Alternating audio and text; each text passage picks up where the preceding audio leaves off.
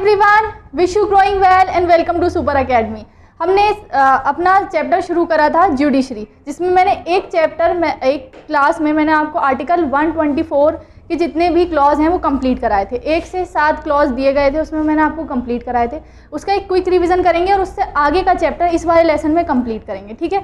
Article 124 पहले हमने शुरू करा था भारत सर्वोच्च न्यायालय या न्यायपालिका, ठीक है। सर्वोच्च न्यायालय न्यायपालिका, ठीक है। आर्टिकल 124 से 147, 124 से 147 तक द इंडियन ज्यूडिशरी का वर्णन है, ठीक है। भारतीय न्यायपालिका का वर्णन है, जिसमें मैंने आपको आर्टिकल 124 कंप्लीट करा दिया, ठीक। आर्टिकल 124 के 7 क्लॉज हैं वो मैंने आपको कंप्लीट कराया। उसका एक रिवीजन करेंगे, फिर उसके बाद इस वाले चैप्टर को शुरू करेंगे। आर्टिकल 124 का एक संख्या के संबंध में प्रावधान करता है न्यायाधीशों की संख्या। संख्या कितनी है? 1 + 33, एक मुख्य न्यायाधीश और 33 अन्य न्यायाधीश। तो कुल मिलाकर वर्तमान में सुप्रीम कोर्ट में जजेस की संख्या कितनी है मुख्य न्यायाधीश को मिलाकर? 34, ठीक है। ये किसमें संख्या का प्रावधान किसमें किया गया है? आर्टिकल 124 के क्लॉज 1 में। फिर 124 का 2 नियुक्ति के संबंध में प्रावधान करता है, ठीक है। नियुक्ति के संबंध में प्रावधान करता है। जस्टिस की नियुक्ति किसके द्वारा की जाती है? राष्ट्रपति के द्वारा की जाती है। राष्ट्रपति के द्वारा की जाती है। किसकी सलाह पर की जाती है? कॉलेजियम की सलाह पर की जाती है। कॉलेजियम की सलाह पर की जाती है। कॉलेजियम क्या होता है मैंने आपको प्रीवियस वीडियो में पढ़ाया है, ठीक है। कॉलेजियम क्या होता है मैंने आपको बता दिया। लेकिन नियुक्ति के संबंध में प्रावधान किसमें है? आर्टिकल 124 के 2 में नियुक्ति राष्ट्रपति द्वारा की जाती है। राष्ट्रपति द्वारा किसके परामर्श से? कॉलेजियम के परामर्श से की जाती है, ठीक है। फिर इसके बाद 124 का क्लॉज 3 योग्यता के संबंध में प्रावधान करता है कि न्यायाधीशों की योग्यताएं क्या होंगी, ठीक है। सुप्रीम कोर्ट के न्यायाधीशों की योग्यताएं क्या होंगी? योग्यताएं भारत का नागरिक हो, 10 वर्ष हाई कोर्ट में एडवोकेट रहे हो, ठीक है। 5 वर्ष हाई कोर्ट के जज रहे हो और राष्ट्रपति की राय में पारंगत विधि वेत्ता हो, ये हैं योग्यताएं। फिर इसके बाद 124 का क्लॉज 4 महाभियोग के संबंध में प्रावधान करता है। महाभियोग, महाभियोग यानी कि चीफ जस्टिस को या और अन्य न्यायाधीशों को 34 के 34 उनको अपने पद से हटाने के लिए जो वर्ड का यूज़ किया जाता है वो महाभियोग है। संविधान में इस वर्ड का यूज़ नहीं किया है, लेकिन उनके हटाने की प्रक्रिया को महाभियोग कहा जाता है। ये प्रस्ताव संसद के किसी भी सदन में विशेष बहुमत से पारित किया जाता है। फिर उसके बाद दोनों सदनों से पारित होना आवश्यक है। ये किसी भी सदन में शुरू किया जा सकता है, लोकसभा में भी और राज्यसभा में भी, लेकिन दोनों सदनों से अलग अलग विशेष बहुमत से पारित होना आवश्यक है। महाभियोग के 2 आधार बताए गए हैं आर्टिकल 124 में। एक है कदाचार और असमर्थता। कदाचार और असमर्थता, कदाचार और असमर्थता, इन 2 आधारों के आधार पर संसद का कोई भी सदन महाभियोग की प्रक्रिया शुरू कर सकता है। इसके बाद 124 ये क्लॉज 5 में कहा गया है ये कदाचार और असमर्थता जो आधार बताए गए हैं इनकी जांच की प्रक्रिया का निर्धारण संसद करेगी। यानी कि इन 2 आधारों की जांच, भाई महाभियोग लगाने से पहले आपको सिद्ध करना पड़ेगा कि वो असल में कदाचार युक्त है या नहीं, या असमर्थता है या नहीं। इस आधार पर महाभियोग शुरू की जाएगा। तो इसलिए इन दोनों की जो जांच की जाएगी उसकी जांच की प्रक्रिया का निर्धारण कौन करेगी? संसद। ये किसमें कहा गया है? आर्टिकल 105, 124 के क्लॉज 5 में। फिर 124 का क्लॉज 6 प्रावधान करता है शपथ। न्यायाधीशों को शपथ कौन दिलाता है? राष्ट्रपति या राष्ट्रपति द्वारा नियुक्त कोई अन्य व्यक्ति। ये किसमें कहा गया? 124 के क्लॉज 7 में, 6 में। फिर 124 का क्लॉज 7 बात करता है कि सेवानिवृत्ति के पश्चात, सेवानिवृत्त होने के पश्चात कोई भी न्यायाधीश जो सुप्रीम कोर्ट का, कोई भी व्यक्ति जो सुप्रीम कोर्ट के जज रह चुके हैं वो किसी भी राज्य के न्यायिक प्राधिकरण में या किसी भी न्यायालय में कार्य नहीं करेंगे। यानी सेवानिवृत्ति के पश्चात उनके कार्य करने पर रोक लगाई गई है। किस आर्टिकल के तहत? 124 के तहत, ताकि वो अपने कार्यकाल के दौरान निष्ठापूर्वक, स्वतंत्रतापूर्वक कार्य कर सकें। ये मैंने आपको प्रीवियस वीडियो में कंप्लीट करा दिया था, इसके साथ इसको ब्रॉडली कवर किया है, आप उस वाले लेक्चर में जाके देखेंगे, इसमें मैंने रिवीजन करा दिया। इसके बाद आता है 125।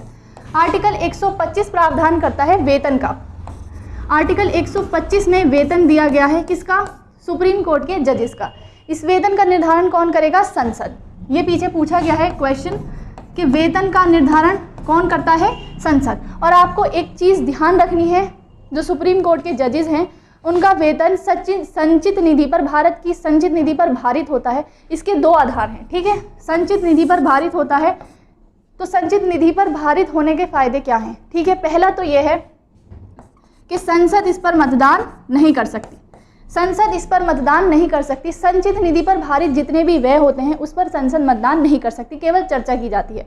और दूसरा कि उसमें कटौती नहीं की जा सकती। कटौती, ना तो मतदान हो सकता है ना कटौती होती है, ठीक। ये प्रावधान इसलिए किया गया है ताकि जो भी जस्टिस हैं, ठीक है, 34 के 34 जज अपना कार्यकाल के दौरान स्वतंत्रता पूर्वक कार्य कर सकें। इसीलिए यह प्रावधान किया गया है कि उनके जो वेतन हैं वो भारत की संचित निधि पर भारित होंगे। ये किस में कहा गया है? आर्टिकल 125 में, जिसका प्रावधान आर्टिकल 125 में किसका प्रावधान किया गया है? वेतन का। वेतन को निर्धारित करने का अधिकार किसको है? संसद को। और उनका वेतन संचित निधि पर भारित होता है, जिसपे ना तो संसद मतदान कर सकती है और ना ही उसमें कटौती कर सकती है। 125 समझ में आया? उसके बाद आता है आर्टिकल 126। आर्टिकल 126 प्रावधान करता है कार्यकारी न्यायाधीश। कार्यकारी न्यायाधीश, कार्यकारी न्यायाधीश। अब कार्यकारी न्यायाधीश का मतलब क्या होता है? मैंने आपको बताया 33 न्यायाधीश होते हैं और एक मुख्य न्यायाधीश होता है। मान लीजिए मुख्य न्यायाधीश किसी वजह से अपनी जगह पर अनुपस्थित हैं, यानी पद उनका खाली है, पद में अनुपस्थित हैं, तो क्या करेंगे? राष्ट्रपति इन 33 जज में से किसी एक को मुख्य न्यायाधीश नियुक्त कर देंगे। एक को मुख्य न्यायाधीश नियुक्त कर देंगे, तो वो क्या कहलाएंगे? कार्यकारी न्यायाधीश, ठीक है। 33 न्यायाधीश होते हैं, एक चीफ जस्टिस होते हैं। चीफ जस्टिस, अगर मुख्य न्यायाधीश किसी कारणवश उनका पद खाली है, तो क्योंकि सर्वोच्च पद है, ठीक है, इसीलिए उनका पद खाली नहीं रहना चाहिए। तो जितने टाइम पीरियड के लिए वो उनका पद खाली है, इन 33 में से किसी एक न्यायाधीश को मुख्य न्यायाधीश बना दिया जाता है। इसको कहते हैं कार्यकारी न्यायाधीश। जैसे हमने कार्यकारी राष्ट्रपति पढ़ा था, उपराष्ट्रपति की कार्यवाहक भूमिका पढ़ी थी, उसी तरह जब उनका पद खाली होता है तो किसी अन्य न्यायाधीश को राष्ट्रपति नियुक्त कर देते हैं। अब एक चीज़ आप यहाँ पर ध्यान से समझिए, यहाँ पर इसमें से एक नियुक्ति कर दी यहाँ पर, तो आपको यहाँ ध्यान रखना है कि राष्ट्रपति जैसे न्यायाधीशों की नियुक्ति करते समय राष्ट्रपति को स्वीकृति की आवश्यकता होती है। जब वो कार्यकारी न्यायाधीश की नियुक्ति करेंगे तो राष्ट्रपति को किसी की सलाह की आवश्यकता नहीं होती, किसी के परामर्श की आवश्यकता नहीं होती। अब ऐसा क्यों? इसका रीज़न, क्योंकि वो पहले से वरिष्ठतम न्यायाधीशों की श्रेणी में शामिल हैं, ठीक है। इन न्यायाधीशों में से किसी को एक को कुछ टाइम पीरियड के लिए मुख्य न्यायाधीश नियुक्त करना है, इसीलिए राष्ट्रपति को किसी के परामर्श की आवश्यकता नहीं होती। इनकी नियुक्ति राष्ट्रपति द्वारा की जाती है बिना परामर्श के। तो कार्यवाहक या कार्यकारी न्यायाधीश की भूमिका आपको समझ में आई कि कार्यकारी न्यायाधीश किसे कहते हैं। इसका प्रावधान किसमें किया गया है? आर्टिकल 126 में। इसके बाद आता है आर्टिकल 127। आर्टिकल 127 प्रावधान करता है तदर्थ न्यायाधीश या तदर्थ नियुक्ति, तदर्थ न्यायाधीश, एडहॉक। एडहॉक का मतलब होता है कुछ टाइम के लिए, ठीक है, टेम्परेरी। कई बार ऐसा होता है जब उच्चतम न्यायालय का, जैसे मैंने आपको संसद पढ़ाई थी, उसमें मैंने आपको गणपूर्ति बताई थी, ठीक है। कोई भी सदन है, चाहे लोकसभा या राज्यसभा, उसमें एक मिनिमम संख्या होनी चाहिए सदस्यों की, ताकि कार्यवाही का संचालन किया जा सके। अगर वो मिनिमम संख्या नहीं होती है, तो अगर लोकसभा में वो संख्या गणपूर्ति नहीं है, तो लोकसभा के अध्यक्ष कार्यवाही को स्थगित कर देते हैं। इसी तरह राज्यसभा में भी अगर कोरम नहीं है, तो राज्यसभा के सभापति उस प्रक्रिया को स्थगित कर देंगे। उसी तरह जो सुप्रीम कोर्ट है, उसके सत्र को चलाने के लिए, उसके प्रक्रिया को चलाने के लिए, संचालन के लिए एक निश्चित कोरम की आवश्यकता होती है, ठीक है। एक निश्चित कोरम की आवश्यकता होती है। जब ये कोरम नहीं होता है तो क्या बुलाया जाता है, तो जब ये कोरम पूरा नहीं होता है तो कुछ न्यायाधीशों को हाई कोर्ट से तदर्थ तौर पर नियुक्ति की जाती है ताकि वो कोरम पूरा हो जाए और उस सत्र को संचालित किया जा सके। समझ में आया आपको? मान लीजिए 33 न्यायाधीश है, ठीक है, मुख्य न्यायाधीश है और एक मुख्य न्यायाधीश है, ठीक है। प्रक्रिया एग्जाम्पल दे रही हूँ, प्रक्रिया के संचालन के लिए 34 जजेस की आवश्यकता है, लेकिन वर्तमान में 30 है, तो कोरम पूरा नहीं है। ये एग्जाम्पल दे रही हूँ मैं आपको, कोरम पूरा नहीं है, तो 4 न्यायाधीशों की नियुक्ति की आवश्यकता है। तो क्या करेंगे, 4 न्यायाधीशों को तदर्थ रूप में यानी एडहॉक रूप में काम करने के लिए बुला लिया जाएगा, क्योंकि वो 4 न्यायाधीश अपने पद पर हैं लेकिन कुछ समय के लिए अनुपस्थित हैं। तो जितने समय के लिए वो अनुपस्थित हैं, एडहॉक पर हाई कोर्ट से, ध्यान रखना है, एडहॉक पर हाई कोर्ट से न्यायाधीशों को बुलाया जाएगा। जितने दिन के लिए वो अनुपस्थित है, जितने दिन का सत्र चालू करना है उतने दिन के लिए बुलाया जाएगा और उसके बाद सत्र को कंप्लीट होने के बाद वो अपनी जगह पर वापस चले जाएंगे, ठीक है। एडहॉक का मतलब होता है टेम्परेरी। जब सुप्रीम कोर्ट का सत्र को संचालित करने के लिए कोरम की पूर्ति करनी होती है तो एडहॉक पर बुलाया जाता है, ठीक है। इतनी बात आपकी समझ में आई? ये प्रावधान किस में किया गया है? आर्टिकल 127 में, आर्टिकल 127 में। ये पीछे क्वेश्चन पूछा गया है कि तदर्थ न्यायाधीशों की नियुक्ति कब की जाती है? जब कोरम की पूर्ति करनी होती है तब तदर्थ न्यायाधीशों की नियुक्ति की जाती है। आपको एक चीज़ और यहाँ पर ध्यान रखनी है कि जो तदर्थ न्यायाधीश हैं इनकी नियुक्ति CGI द्वारा की जाती है, राष्ट्रपति की पूर्व अनुमति से। यानी भारत के मुख्य न्यायाधीश इनकी नियुक्ति करते हैं, ठीक है, लेकिन राष्ट्रपति की पूर्व अनुमति से। राष्ट्रपति की, ये वर्ड आपको ध्यान रखना है, राष्ट्रपति की पूर्व अनुमति से।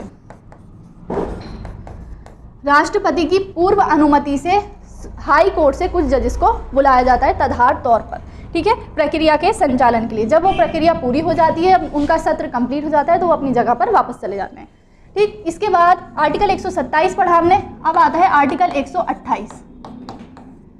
आर्टिकल 128, कई बार ऐसा होता है जैसे हमारे पास हाई कोर्ट की संख्या कितनी है? 25, ठीक।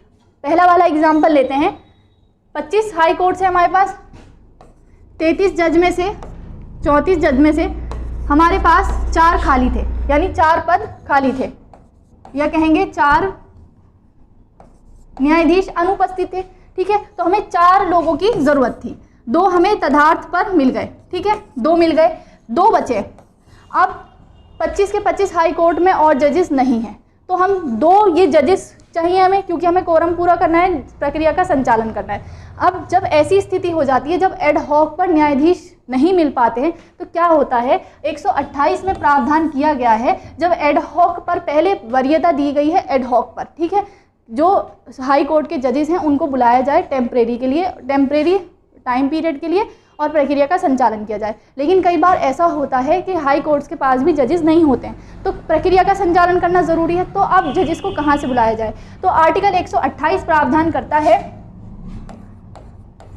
सेवा निवृत्त, ठीक है, सेवा निवृत्त या जिनका रिटायर्ड जज हैं, ठीक है, उनको बुलाने का मतलब जिनका कार्यकाल समाप्त हो गया है उनको कुछ टाइम पीरियड के लिए बुलाया जाए और प्रक्रिया का संचालन किया जाए, ठीक। समझ में आया? पहले हम एडहॉक को वरीयता देते हैं, एडहॉक पर बुलाएंगे, लेकिन कई बार ऐसा होता है कि हाई कोर्ट के पास भी जजेस नहीं होते हैं, लेकिन प्रक्रिया का संचालन करना ज़रूरी है, इसलिए आर्टिकल 128 प्रावधान करता है कि CGI जो सेवानिवृत्त हैं या जिनका कार्यकाल समाप्त हो चुका है, उनसे अनुरोध कर सकते हैं कि हमारी प्रक्रिया के संचालन के लिए 2 जजेस की आवश्यकता है, तो आप आके काम कर दीजिए।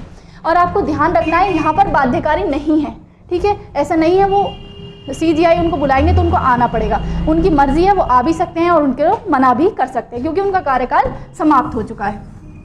तो समझ में आया?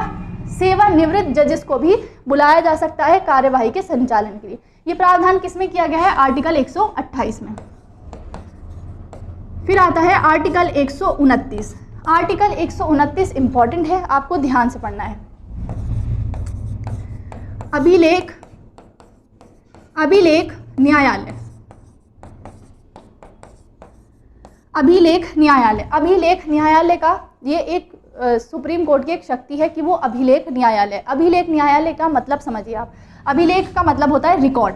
सुप्रीम कोर्ट को ये अधिकार है कि वो जितने भी अपने निर्णय हैं उसको रिकॉर्ड रूप में रख सकता है, ठीक है, उसके जितने भी निर्णय हैं उसको रिकॉर्ड रूप में रखा जाता है, और उसके जो रिकॉर्ड है यानी जो उसके अभिलेख हैं उनका साक्ष्यात्मक मूल्य होता है। साक्ष्यात्मक मूल्य का मतलब होता है उसको, उनके निर्णयों को साक्ष्य के रूप में दिखाया जाता है। जैसे मैं आपको एग्जाम्पल दूं, जिसे निजता का अधिकार सम्मिलित किया गया आर्टिकल 21 में, ठीक है। पुट्टास्वामी केस आया था निजता के अधिकार के ऊपर, ठीक है। अब निजता से संबंधित, प्राइवेसी से संबंधित कभी भी फ्यूचर में या वर्तमान में कोई भी केस आएगा तो पुट्टास्वामी केस में जितने भी निर्णय है सुप्रीम कोर्ट के उसको रेफरेंस के तौर पर दिखाया जाएगा, यानी साक्ष्य के तौर पर दिखाया जाएगा। तो ये क्या है, अभिलेख न्यायालय की शक्ति है। समझ में आया आपको? यानी इनके जितने भी निर्णय हैं उनको रिकॉर्ड रूप में रखा जाता है और उसको आगे आने वाले केसेस में साक्ष्य के रूप में प्रस्तुत किया जाता है कि आपने इस केस में ये कहा था और ये केस भी उससे संबंधित है तो इसमें ये कार्यवाही होनी चाहिए। समझ में आया आपको? यानी रिकॉर्ड रूप में रखा जाता है, अभिलेख के तौर पर रखा जाएगा। अभिलेख का मतलब होता है रिकॉर्ड, ठीक है, रिकॉर्ड रूप में रखा जाएगा और इनका एक साक्ष्यात्मक मूल्य होता है, इनको साक्ष्य के तौर पर दिखाया जाता है, ठीक है। इन अभिलेखों का साक्ष्यात्मक मूल्य होता है, साक्ष्यात्मक मूल्य होता है। समझ में आया? ये किस में प्रावधान किया गया है? आर्टिकल 129 में। समझ में आया? अभिलेख न्यायालय का मतलब क्या होता है? और इसके साथ साथ इसका मतलब एक और ये होता है कि सुप्रीम कोर्ट को उसकी अवमानना के लिए, यानी कि अगर मान लीजिए सुप्रीम कोर्ट ने कोई आदेश पारित किया अन्य न्यायालयों के लिए, अधीनस्थ न्यायालयों के लिए, और वो उन्होंने नहीं माना तो ये न्यायालय की अवमानना मानी जाती है। तो इस आधार पर वो उनको दंडित कर सकते हैं। अवमानना के लिए, अवमानना के लिए दंड का प्रावधान, दंड का प्रावधान ये भी सुप्रीम कोर्ट की एक शक्ति है जो अभिलेख न्यायालय के अंतर्गत आती है, ठीक है। ये दोनों चीज़ें अभिलेख न्यायालय में शामिल हैं, जिसका वर्णन किसमें किया गया है? आर्टिकल 129 में। अभिलेख का मैंने आपको मतलब बता दिया। अभिलेख का मतलब होता है रिकॉर्ड रूप में रखना और उनको साक्ष्यात्मक मूल्य के तौर पर प्रस्तुत किया जाता है, और इसके साथ साथ उसको अवमानना के लिए दंड देने की भी शक्ति प्राप्त है। समझ में आया? इसके बाद नेक्स्ट है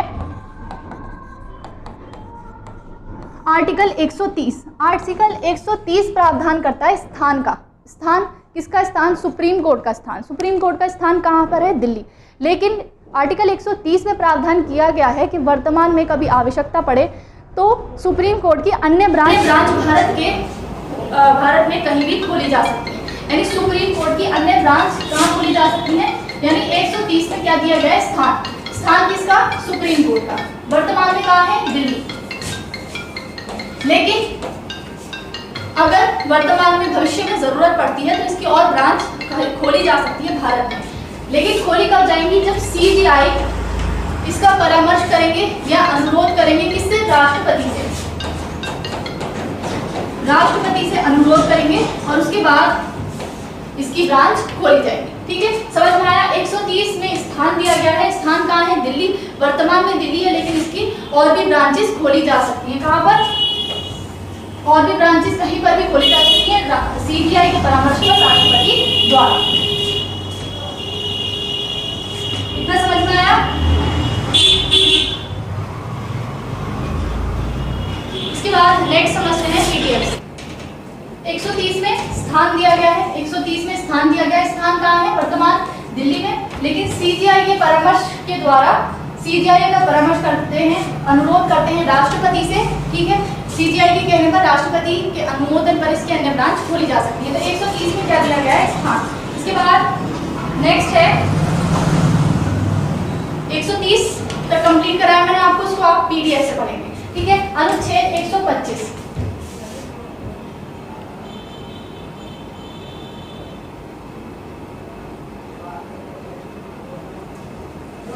अनुच्छेद 125 जजों के वेतन के संबंध में प्रावधान करता है। संचित निधि पर भारित होते हैं वेतन। फिर इसके बाद इसकी कटौती नहीं की जा सकती। इसमें कटौती नहीं की जा सकती है, ना ही इसमें मतदान किया जा सकता है संसद के द्वारा, ठीक है। 125। फिर 126 मैंने आपको कार्यकारी मुख्य न्यायाधीश बताया कि अगर मुख्य न्यायाधीश का पद किसी कारणवश खाली है तो राष्ट्रपति बिना परामर्श किए किसी अन्य न्यायाधीश को मुख्य न्यायाधीश नियुक्त कर सकते हैं। यही बात यहाँ पर की गई है। 126 के तहत उच्चतम न्यायालय में कार्यकारी मुख्य न्यायाधीश की नियुक्ति का प्रावधान है। जब मुख्य न्यायाधीश का पद रिक्त होता है तो न्यायाधीश अनुपस्थित या अन्य कारण से अपने कर्तव्य का पालन करने में असमर्थ हो तो अन्य न्यायाधीशों में से किसी न्यायाधीश को राष्ट्रपति कार्यकारी मुख्य न्यायाधीश नियुक्त कर सकते हैं। ठीक, और इसके लिए राष्ट्रपति को परामर्श की आवश्यकता नहीं है, क्योंकि वो जो अन्य न्यायाधीशों की नियुक्ति की गई है वो कॉलेजियम की सलाह पर की गई है, इसीलिए उनको अन्य आगे परामर्श करने की आवश्यकता नहीं है। नेक्स्ट है 127 तदर्थ न्यायाधीश यानी एड हॉक की नियुक्ति। मैंने आपको बताया जब कोरम को संचालित करने के लिए सत्र को संचालित करने के लिए अपने न्यायालय को अपना सेशन संचालित करने के लिए कोरम की आवश्यकता होती है। जब कोरम में न्यायाधीशों की संख्या कम होती है तो जो हाई कोर्ट है उससे न्यायाधीशों को बुलाया जाता है एड हॉक पर, ताकि कोरम को कंप्लीट किया जाए और उनकी कार्यवाही को चालू किया जा सके। तो यहाँ पर तदर्थ न्यायाधीशों की नियुक्ति मुख्य न्यायाधीश द्वारा, ध्यान रखना है, सीजीआई द्वारा राष्ट्रपति की पूर्व सहमति से या पूर्व अनुमति से की जाती है और तदर्थ न्यायाधीशों की नियुक्ति तब की जाती है जब उच्चतम न्यायालय का सत्र आयोजित करने या चालू रखने के लिए गणपूर्ति ना हो। ठीक है, न्यायाधीशों की आवश्यकता होती है। फिर इसके बाद 128 में मैंने आपको बताया सीजीआई को यह अधिकार है कि भारत के मुख्य न्यायाधीशों को यह अधिकार है कि वह राष्ट्रपति की पूर्व अनुमति से, दोनों चीजें राष्ट्रपति की पूर्व अनुमति से की जाएंगी, किसके द्वारा, सीजीआई द्वारा। अवकाश प्राप्त न्यायाधीश यानी सेवानिवृत्त न्यायाधीश से उच्चतम न्यायालय के न्यायाधीश के रूप में बैठने और कार्य करने का अनुरोध कर सकते हैं, बाध्यकारी नहीं है, अनुरोध कर सकते हैं। इसके बाद आर्टिकल 29 उच्चतम न्यायालय को अभिलेख न्यायालय घोषित करता है। ठीक, अभिलेख न्यायालय का मतलब होता है ऐसे न्यायालय के निर्णय लिखित होते हैं और अभिलेख के रूप में रखे जाते हैं और अधिकार अधीनस्थ न्यायालय को साक्ष्य के रूप में, पूर्व निर्णय के रूप में पेश किए जाते हैं और दूसरा न्यायालय को अपनी अवमानना के लिए दंडित करने का अधिकार है। फिर 130 में सर्वोच्च न्यायालय का स्थान दिया गया है जो है दिल्ली, परंतु सीजीआई कहते हैं सीजीआई के कहने पर राष्ट्रपति इसके अन्य खंड यानी ब्रांच खोल सकते हैं। ठीक है, अन्य शहरों में खोल सकते हैं। इतना समझ में आया? हमने आर्टिकल 130 तक आज कंप्लीट किए। इसके बाद आती है सुप्रीम कोर्ट की शक्तियाँ। ठीक है, ब्रॉड टॉपिक है, अलग से कवर करेंगे, एक साथ एक टॉपिक में कवर करेंगे तो कंफ्यूजन हो जाएगा। अगले लेक्चर में कंप्लीट करेंगे किसकी, सुप्रीम कोर्ट की शक्तियाँ। ठीक है, तो ये वाला लेसन आपका यहाँ पर कंप्लीट होता है। Thank you so much.